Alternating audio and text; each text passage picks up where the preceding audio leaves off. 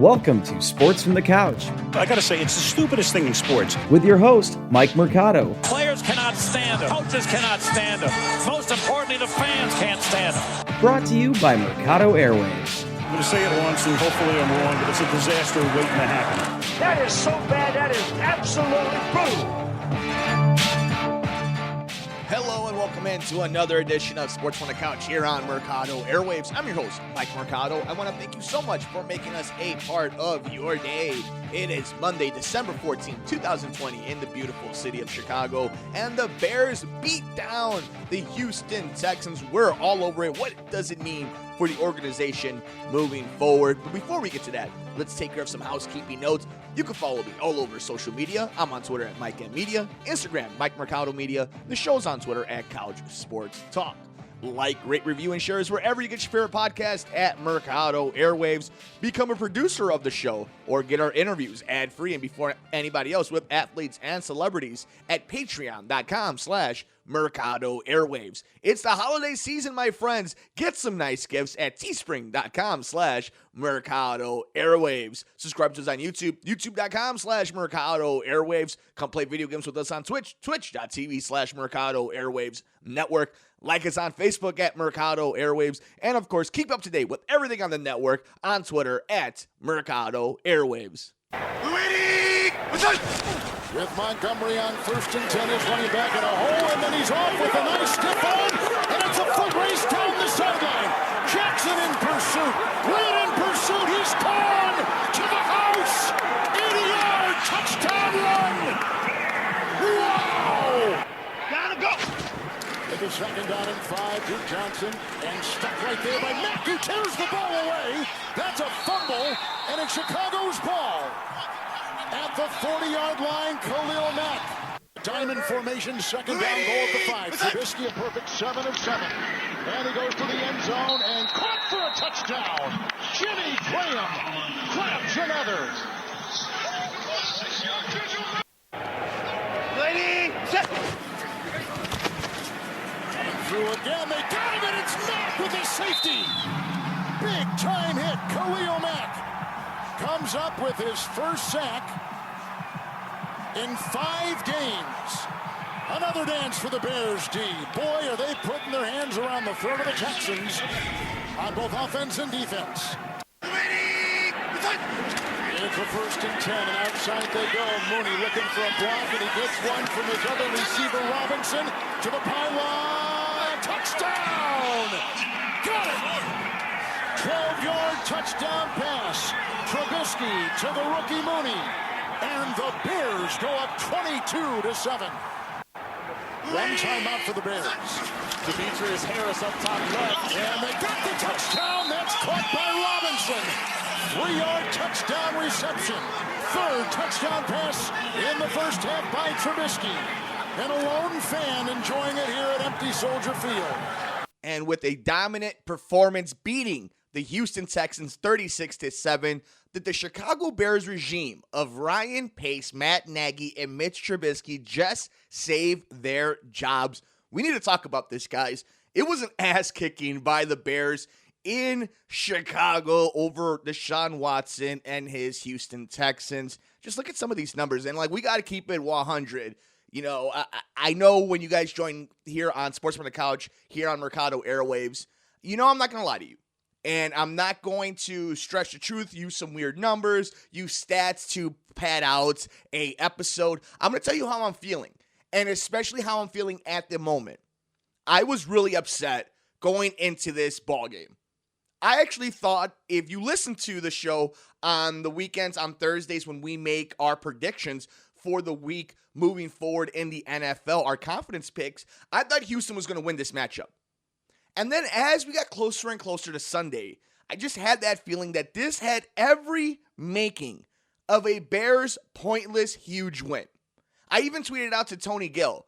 Tony Gill, who, friend of the show, works for NBC Sports Chicago, does all their production when it comes to their podcasting from the White Sox, the Bulls, the Blackhawks, the Bears, the Cubs, all that fun stuff.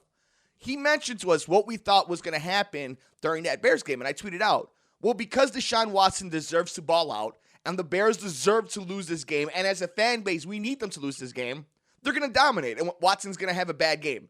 And sure enough, that's what happened, because that's the NFL.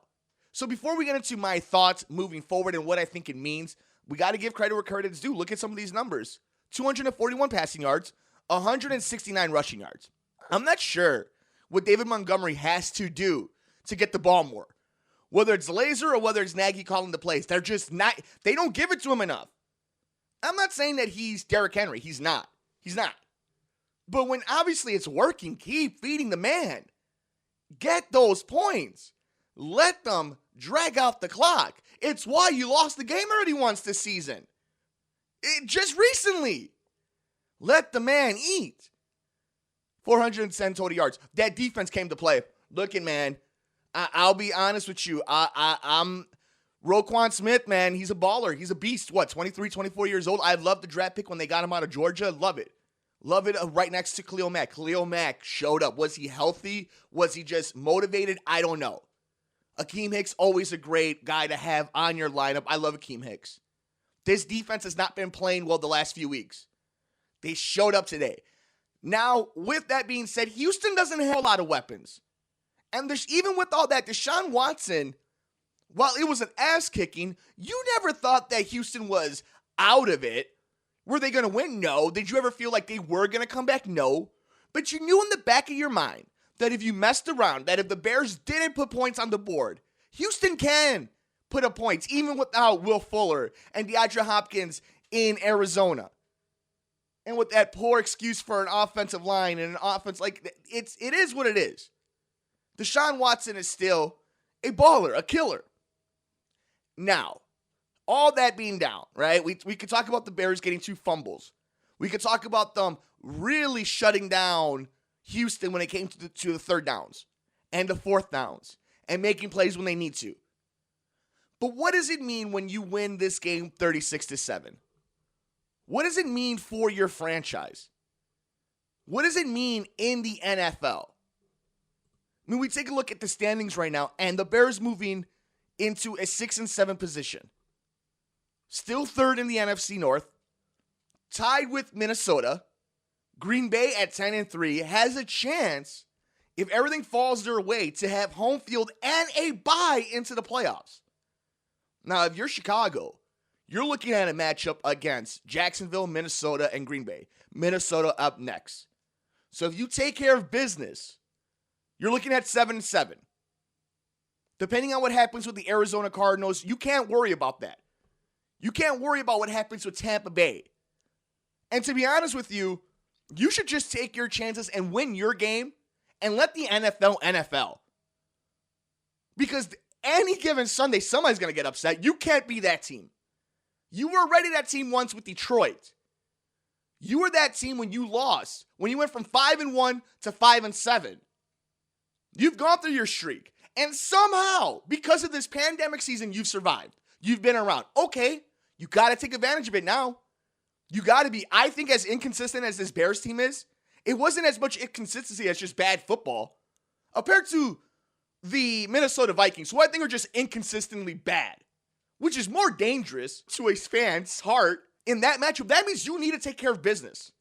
And that's the one thing in the NFL, the difference between a 12-4 record and a 7-9 record, an 8-8 record, is winning the games when you're supposed to. When you get lucky, when you catch a break, you got to take advantage of it. A team that finishes 12-4, that's what they get.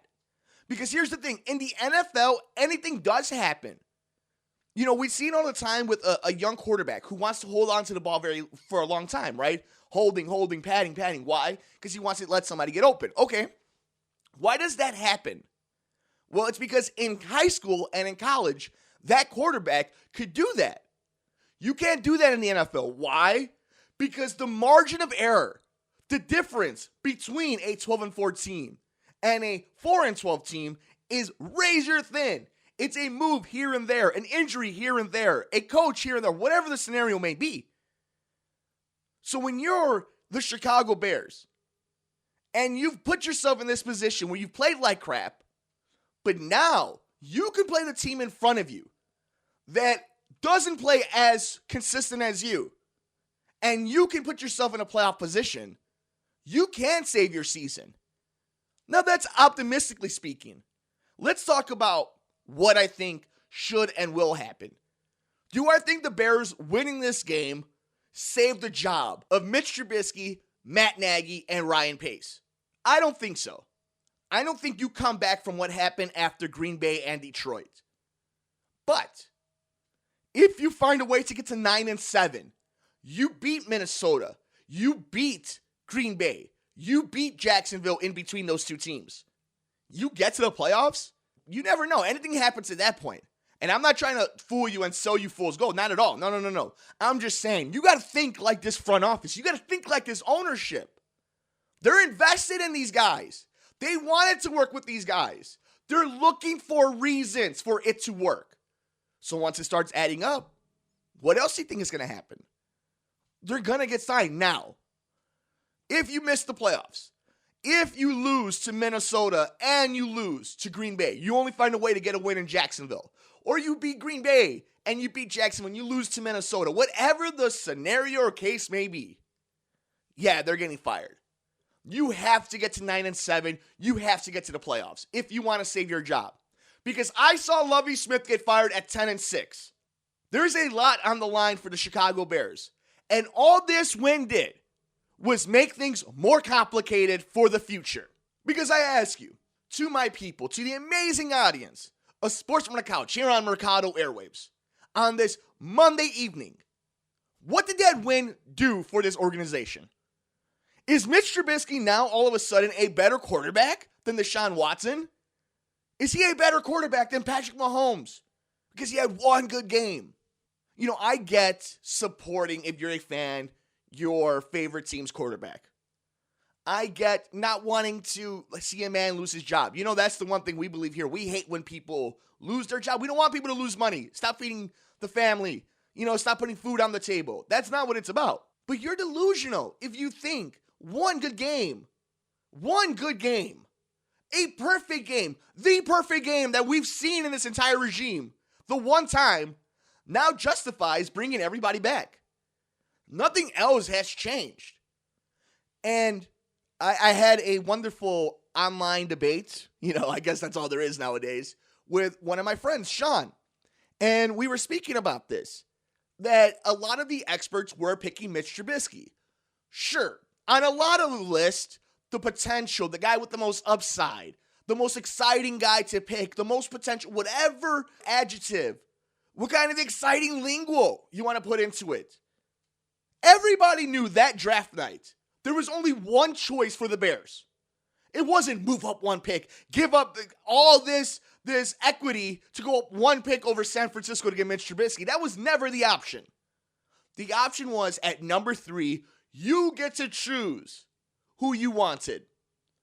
And the easy pick was the guy who played top-tier competition, won a national championship, Heisman contending, awesome human, in Deshaun Watson. Major league quarterback already in college football.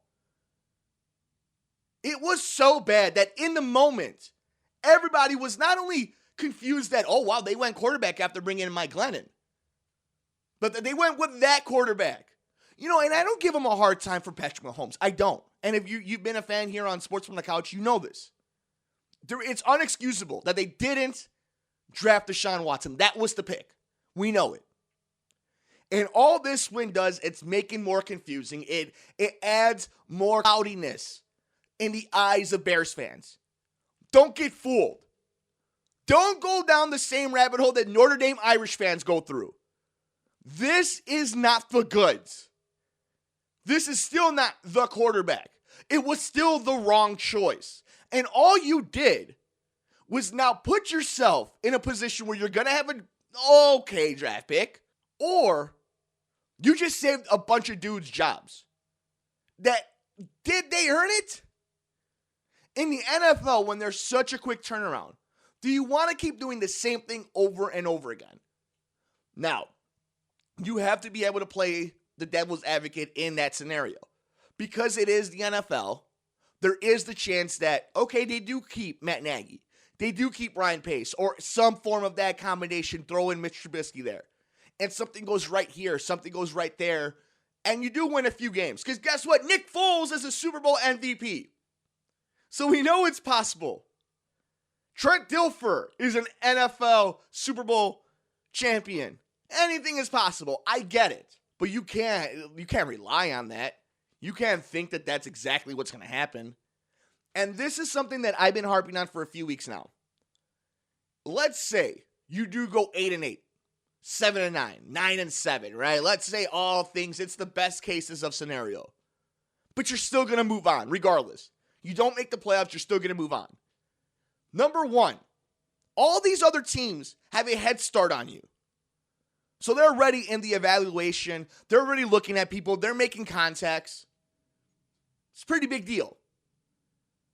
And then you keep winning games, but you miss the playoffs. You don't give yourself good assets. You don't, let's say the McCaskies, Virginia, George, are sitting there saying, yeah, okay, we're bringing in this new person, but they got to keep this guy. So if you're a new GM, you got to keep Matt Nagy. If you're a new coach, you got to keep Mitch. So on and so forth. Because this is something I don't think a lot of us are thinking, even though we're talking about a whole regime change. Are the Chicago Bears and this ownership, during a pandemic season, after losing revenue, are they going to pay 2 general managers and 2 head coaches at the same time? This is the same organization that isn't having contract talks with one of the most underrated wide receivers in the NFL. Somebody who's made mistakes this season. Somebody who I don't think is DeAndre Hopkins, Devontae Adams. I don't think he's 1, 2, 3. But a top 20 wide receiver in this league who hasn't had the best of quarterbacks throwing him the ball. Do you think that this organization is going to be the one that makes that decision? It was a tough one. It's a tough one for me because I wanted to enjoy this Bears win. And for the most part, I did enjoy it because it was good football. There was a lot of things I liked, especially Matt Nagy catering the offense to Mitch Trubisky. Who would have thunk it, huh? Maybe catering it and making it so that he's comfortable with it. I don't know. That's a little crazy, right? But I don't think that would have been a problem had your GM just gotten you the quarterback that you probably should have needed and not given Mike Glennon money. But nonetheless, in its own little void, it was nice to see them beat up on a team for once and for a game to kind of get out of hand and be in control early on. But it just complicates things. And I think it gives Bears fans this wrong notion of their team. More than earlier on the season with when they were 5-1. Right now, I feel like there's a little bit more fake machismo with this team. And I think it has to do because it was Deshaun Watson and Patrick Mahomes both had bad days at the same time when Mitch was balling out. But I don't know moving forward if it's going to keep feeling this way. Especially if this team doesn't make this playoffs. But I do think long-term wise, we'll see. I don't know who survives, if anybody survives, or if they just did enough to keep their jobs in the minds of the McCaskies for Ryan Pace, Matt Nagy, and Mitch Trubisky. Let me know your thoughts, though. Did you enjoy this beatdown by the Bears over the Houston Texans? Do you now believe Ryan Pace got it right by picking Mitch over Deshaun Watson and Patrick Mahomes? I'm all over the universe. I'm on Twitter at Mike and Media, Instagram, Mike Mercado Media, and the show's on Twitter at Couch Sports Talk. That'll do it for us on this edition of Sports from the Couch here on Mercado Airwaves. Thank you so much for making us a part of your day. Don't forget, you can follow us all over the universe. I'm on Twitter at Mike and Media, Instagram, Mike Mercado Media. The show's on Twitter at Couch Sports Talk. Like, rate, review, and share us wherever you get your favorite podcast at Mercado Airwaves. Become a producer of the show or get our interviews ad-free and before anybody else with athletes and celebrities at patreon.com/Mercado Airwaves. It's the holiday season, my friends. Get some nice gifts at teespring.com/Mercado Airwaves. Subscribe to us on YouTube, youtube.com/Mercado Airwaves. Come play video games with us on Twitch, twitch.tv/Mercado Airwaves Network. Like us on Facebook at Mercado Airwaves. And of course, keep up to date with everything on the network on Twitter at Mercado Airwaves. Enjoy all the games. Take care of yourself. Take care of each other. We will see you next time here on Sports from the Couch on the Mercado Airwaves Network. I'm Mike Mercado.